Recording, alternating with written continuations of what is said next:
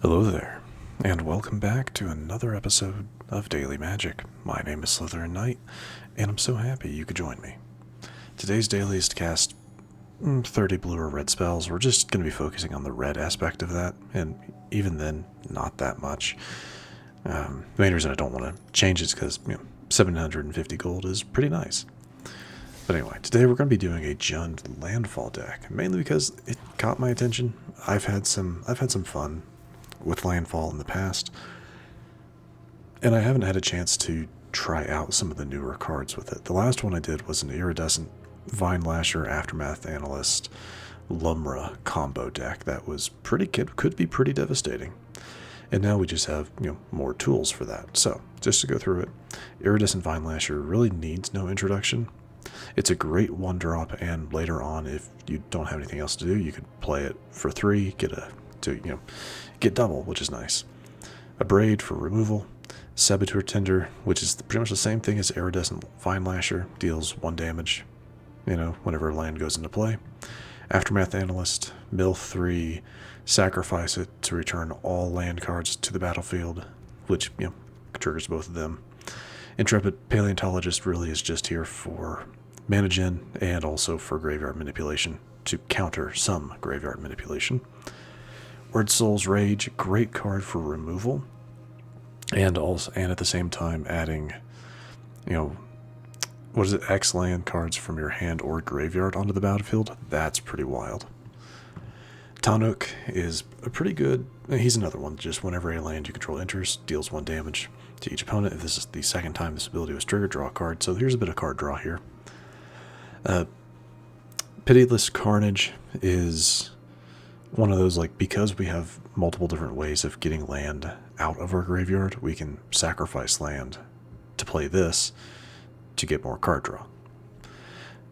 One of those ways, Icetill Explorer, you may play lands from your graveyard. So yeah. Lumra, when he gets played, all of your land gets from your graveyard gets put onto the battlefield tapped. His power and toughness each equal the number of lands you control. Yeah, big heavy hitter. No, he doesn't have trample, which is a little unfortunate for a big guy, but it's what it is. And then finally, just 1 copy of Famished Worldsire. Ward 3, devour land 3. Another way, just destroy some lands. And if you do, you can destroy you may sacrifice any number of lands. It enters with 3 times that many +1/+1 counters on it. That can get kind of stupid, if you start to think about it, just how strong that can be. But again, this guy does cost 8, 5, 3 green. Yeah, that's kind of crazy. But with with stats like that, it makes sense. And again, we have ways of pulling land from the graveyard. And we have a couple of ways of, so we have ways, right? We're also running 27 lands, naturally 4 copies each of Escape Tunnel and Fabled Passage to get double triggers. So yeah. I don't know how this is going to go. The last handful of times I've done landfall chip damage like this, they haven't gone very well for me. Because again, like most decks, they are heavily reliant on having certain things on the field when you start playing. But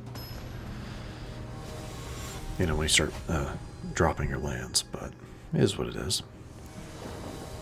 All we can do is just kind of hope for the best and see where it goes.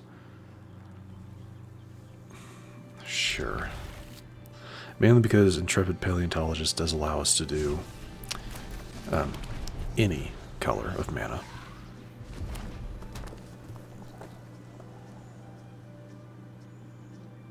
So this will be a bit of a slower start. A bit of a slow start, but is what it is.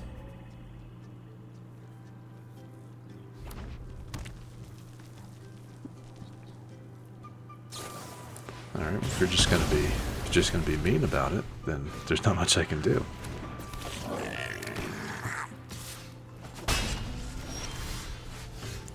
Really? Yeah. This is one of my issues with 3-color deck. If you don't get your 3rd color, if you're only rocking the first 2, then there's just not a whole lot you can do.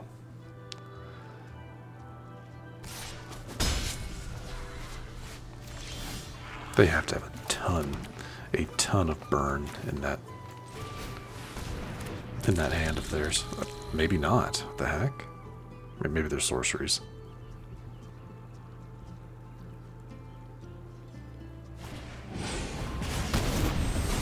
Yep.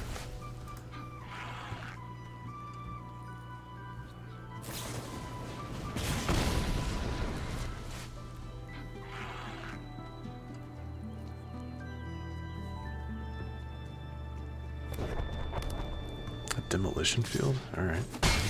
Yeah, please. Yeah. Oh, now you show up? Really? Thanks. Doesn't really matter. I need to get rid of the creature they have, just in case they have something that's supposed to make it stronger. I don't know. But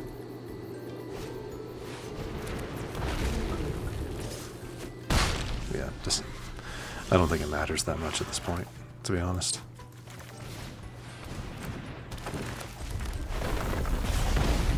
At least it's not a perfect victory.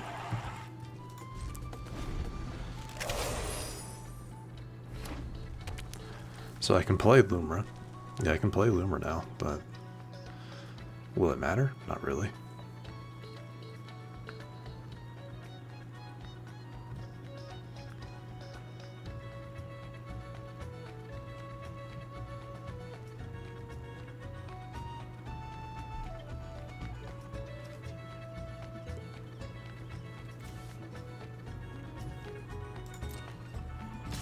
Well, that's actually not true. I'm willing to take this hit. It's going to take me to 5. I don't know what that one card is they have in hand, but... okay. I mean, thank you. I don't have any lands to pull back, but... oh, right, he does do some milling. I forgot about that.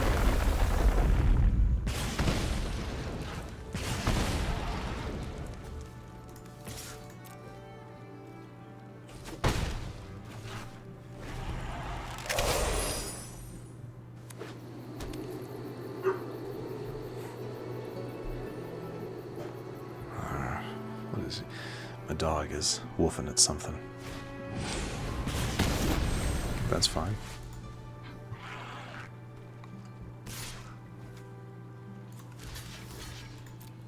Yeah, I don't care. I'm completely fine with that. Ooh, I can do...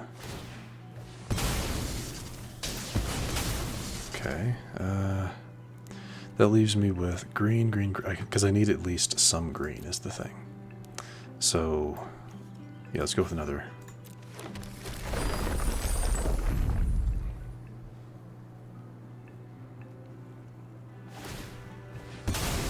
Again, that's fine. This time we'll take some black.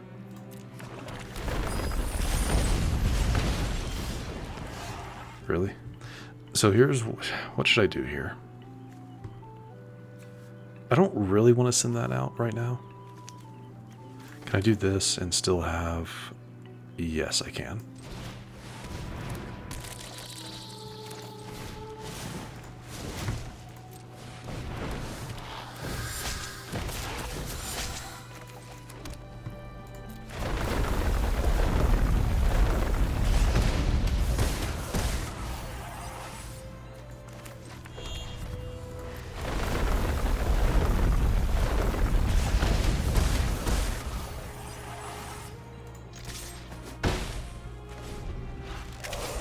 This can't be happening. I hope it is, but... what's this one card they have? 4 damage. No, it was a good game. It was a good game. I would have liked to have played these lands, but it was a good game.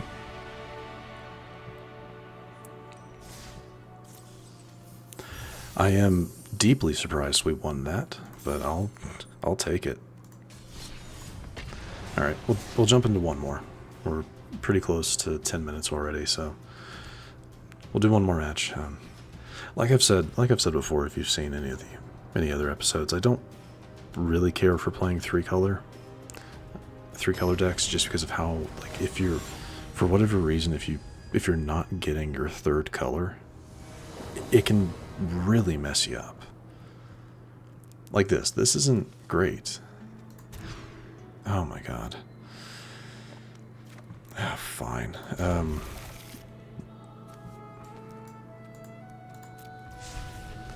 I kind of have to do this.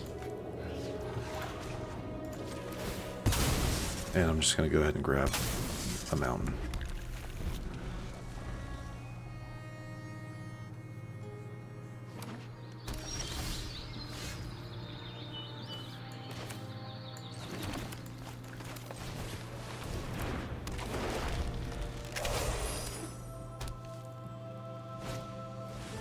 Oh, great. That actually is not terrible for me, oddly enough.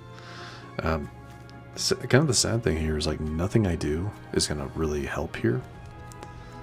So instead, we're going to drop, we're going to drop you. I'm going to get rid of that artifact.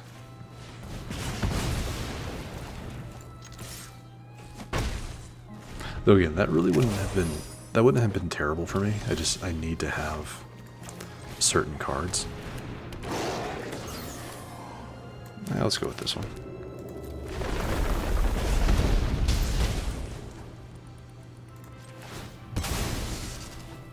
And we'll grab a swamp.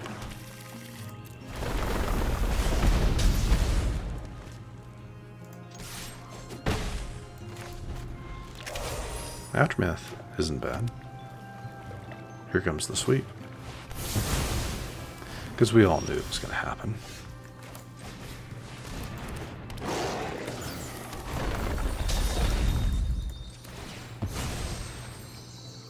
Alright, let's go with a forest this time. No, let's go with a mountain.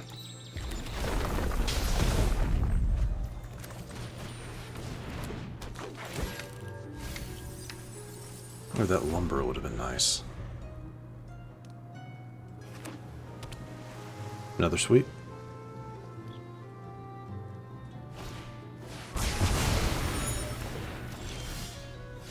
I mean, it's obvious.